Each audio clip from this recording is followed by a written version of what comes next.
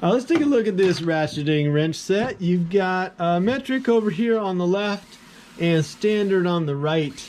The thing about ratcheting wrenches that I've noticed over the years, having used quite a few, is that they don't all have a really nice action.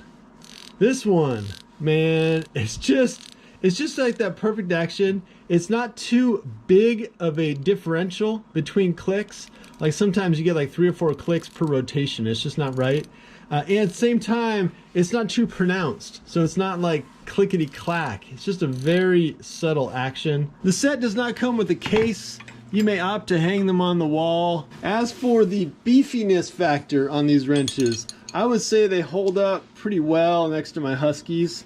GEARWRENCH makes a pretty beefy tool. It's got the thickness. You've also got the multiple teeth that you're probably used to with the combination wrench. It's not, you know, like an octagon or whatever. It's got the multiple teeth, so it'll work on different size nuts. This is a very small feature of these guys, but check it out. They do lay flat. So the closed end of your box wrench or your combination wrench is flat on these guys.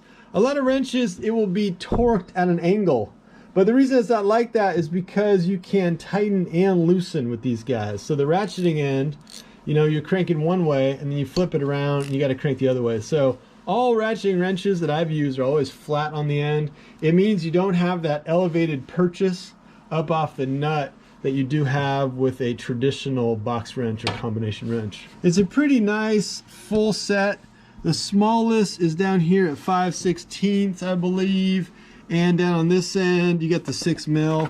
These little wrenches often come in handy. I find the combination wrench is the one I use the most with little stuff. Really small little bolts in small places.